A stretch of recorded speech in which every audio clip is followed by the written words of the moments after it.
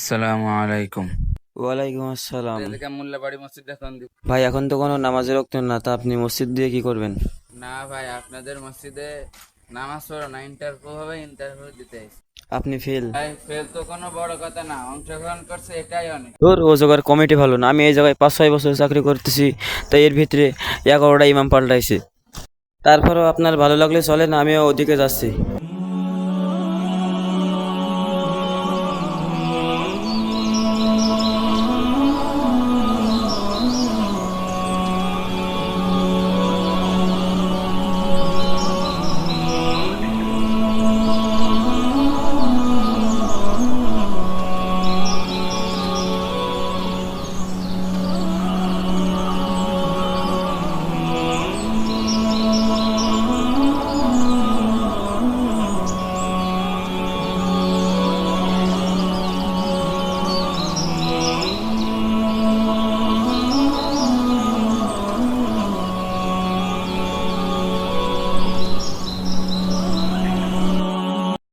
ইমাম সাহেব আইছেন আমাকে মসজিদে ইন্টারভিউ দিতে, তা আমরা আগে পরিচয়টা সারে নি নাকি? হ্যাঁ, আগে পরীক্ষা ছেড়ে নে। হ্যাঁ, তা আমাদের মাঝখানে এই যে আছে উপস্থিত আমাদের এই অত্র মসজিদের সভাপতি এবং একজন স্বনামধন্য লোক। আমি এই এলাকার রানিং মেম্বার আর এই মসজিদের সেক্রেটারি। আর ওই যে কোনায় আমাকে বসা আমাকে ওই পাশের হাই স্কুলের মাস্টার, আর যাইয়া আমাকে মসজিদের ক্যাশিয়ার। বুঝলেন তো বিষয়টা? আচ্ছা ইমাম সাহেব, তা আপনি মশলা মশলা কিছু জানেন? তাই ইমাম সাহেব মনে করেন গ্রামের মানে এই এলাকার একজন সম্মানিত ব্যক্তি, তা মনে করেন সে নামাজে আসছে, তার নামাজের ভিতরে মনে করেন তার উজু হঠাৎ করে ভেঙে গেল। তো সেই ক্ষেত্রে কি তার জন্য কি উজু ফরজ হবে নাকি নামাজ ওইখান থেকে চালাই দেওয়া এটা ফরজ হবে? সভাপতি সাহেব, তার জন্য নামাজ ছেড়ে দেয়, ওযু করাটাই ফরজ। ইমাম সাহেব যা কয় এত তো আমার কয় জুম্মা যে মাইর গেছে না। এই ইমাম সাহেব চলবে না, ইমাম সাহেব বাদ চলবে না। মানে আপনি কোন কি? আরে হুজুর তো আমাদের ফেল, এ উনারা দিয়ে হবে না। বুঝাইতে আসছি তার জন্য উজু ফরজ। আরে আমাদের তো ইমাম সাহেব ফেল, এই ইমাম সাহেব আমাদের চলবে না, এ আমি বাদ দিয়ে দিছি, আমাদের ফেল। আপনি কোন কি? মনে করেন সে একজন মসজিদের সম্মানিত ব্যক্তি, তার জন্য তো ওইখানে উজু বাদ দিয়ে নামাজটাই ফরজ হয়। কারণ সে যদি মনে করেন নামাজ 2 রাকাতের মাঝখানে সে যদি উজু করতে যায় তাহলে সেটা কেমন একটা দেখায় না। সেই হিসেবে আমার কাছে নামাজটাই ফরজ হয়। আমি ইমাম সাহেবের আমার কাছে চলবে না, ইমাম সাহেব আমার দ্বারা ফেল। এখন তোমরা দেখো বাকিটা। হুজুর ওইসব বাদ দেন, এখন কথা হলো আমারটা শোনেন। আপনি আমার একটা ফতুয়া দেন। আরে ফতুয়া না, ফতোয়া ফতোয়া। ওই হবেন এই ফতোয়া দেন। এখন মনে করেন যে একজন স্বনামধন্য ব্যক্তি এলাকার, এর কাছে কিছু অনুদান আসলো, মনে করেন কিছু বস্তা চাউল আসলো। এবার এদের কিছু বস্তা নিজের কাছে রাখলো, আর বাকি যা ছিল সব মানুষের ভিতর বিলাই দিল। এবার এতে কি আর কোনো পাপ হবে, মানে না মানে গুনাহ হবে না কম গুনাহ হবে? এটাই আমি একটু জিগাই। বস্তা বলতে কত বস্তা বোঝায়? মনে করেন কিছু বস্তা বলতে 500 বস্তা আছে, এই জায়গাতে আমি 400 বস্তা রাখলাম, মাত্র 400 বস্তা, আর 100 বস্তা সবার ভিতরে বিলাই দিলাম। এলে কি আমার গুনাহ হবে? না মানে সব হবে না একটু গুনাহ হবে? একটু জিগাইতে চাইছিলাম। হালা ফালা আস্তে একটা শোন। মানে হুজুর ফেল, হুজুর হুজুর হবে না, হুজুর জানেন না, আমার একজন রানিং মেম্বার, এলাকার রানিং মেম্বার রে চলবে। হুজুর আমাকে মসজিদে চলবে না, হুজুর বাদ। হুজুর ওইসব বাদ দেন, আমার প্রশ্নটা শুনেন। মনে করেন একটা মসজিদে 10টা কাতার রয়েছে, একটা কাতার মনে করেন 10 জন, একটা কাতারে 12 জন, একটা কাতারে 14 জন, এরকম রয়েছে। এখন আমার কথা হচ্ছে মসজিদে মোট কতজন মুসলিম থাকতে পারে? আমি পড়াবো তো নামাজ, আমি কেমনে বলবো কতজন মুসল্লি নামাজ পড়ে? কি এটা তো ফেল, আমাদের তো ফেল। এইসব হুজুর আনেন কোথাতে? আমি একটা শিক্ষিত মানে একটা স্যার, আমার এইসব জায়গায় আর আনবেন না, অসম্মানিত করবেন না। তাই ইমাম সাহেব আপনারা তো আমরা রাখতে পারবো না, আপনি তো একটা প্রশ্নের ঠিকঠাক উত্তর দিতে পারেন নাই।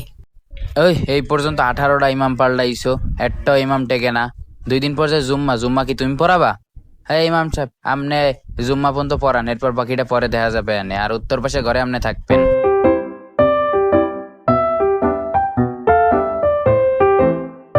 কি হয়েছে খাদেম, কি সমস্যা বলো? কেশিয়ার সাহেব, এই বৃষ্টির ভিতরে তো মানুষজন কাদা পায়, তো মসজিদে ওঠে, তা একটা পাপোশ হলে ভালো। তোর পাপোশ টাপোশ লাগবে না, আমি ওর পিছিয়ে কোনো টাকা খরচ করতে পারবো না। কোথাও পাইলে কোনো তেনা টানা ওই একটা এনে দিয়ে দাও। কেশিয়ার সাহেব, তেনা টেনা কই পাবো? খুঁজে দেখো, না পাইলে তোমার এই লুঙ্গি খুলে দিয়ে দাও। কেশিয়ার সাহেব, আমার লুঙ্গি তো একটা। একটাতে কি হয়েছে? ওই একটা খুলে দিয়ে দেবা, যখন সবাই আসবে সবাই মুছে উঠবে, আবার পরে পরে নেবা। আর সমস্যা নাই, তোমারও পাঞ্জাবি ভালো লম্বা টম্বা আছে। ও কেশিয়ার সাহেব, এই একটা অশ্লীল কথা বললেন না আপনি? অশ্লীল কিছু বুঝি না, তুমি যে আনতে পারো একটা ম্যানেজ করে দিয়ে দাও। আমার মসজিদে অনেক উন্নয়ন করতে, এইসব টাকা আমি ফাও খরচ করতে পারবো না। যাও যাও, ওই ব্যবস্থা করো, যাও।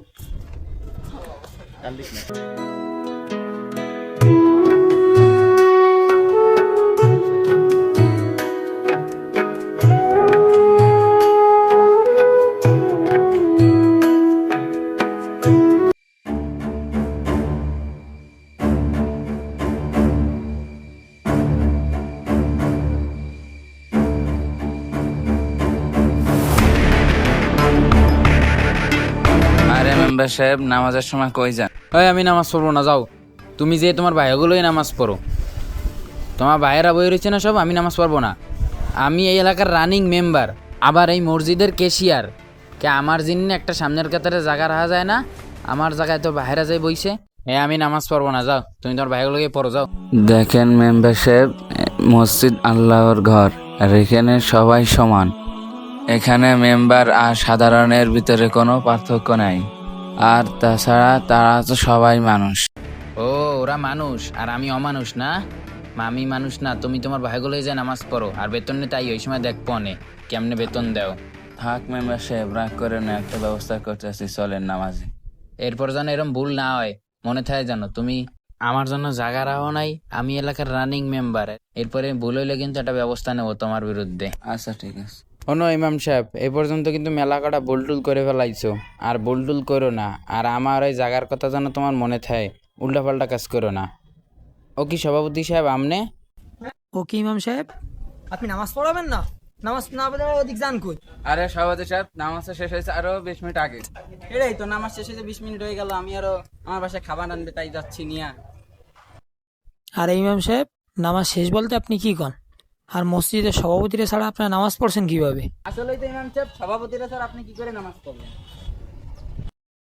এই যে আমার একক তো নামাজ ছুটে গেছে, এই নামাজে দায়ী নেবে। আরে সেক্রেটারি, তুমিও তো ইমাম সাহেবের সাথে ছেলেটা, তুমি আমার কথা একবার মনে করবে না? নাকি তুমিও আমার সাথে নামাজ শুরু করে দেবে? সভাপতি তোমার কথা কি কব, আমার লগে আজকে একটা সিনক্রেট হয়ে গেছে বড় সড়ো। আমি এলাকার রানিং মেম্বার, আমার দিনে সামনের কাতারে এটা যায় নামাজ রাখে নাই, আমার জায়গা আর বাহিরা যায় বইছে, এটা মানে নেওয়া যায়?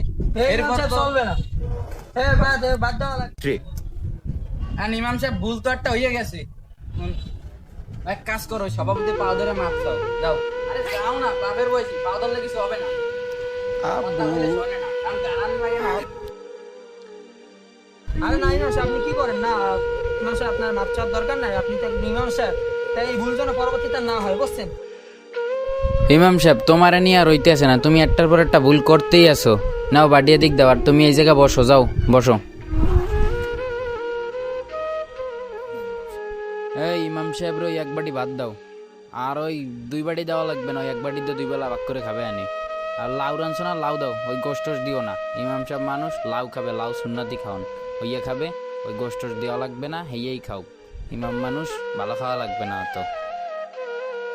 এই নাও ইমাম সাহেব, এই আমাগো বাড়ির লাউ তোমার শাশির আনলে পুরা গরুর গোস্ত ফেল। যাও, আর ওই ভুলটুল করো না, যাও।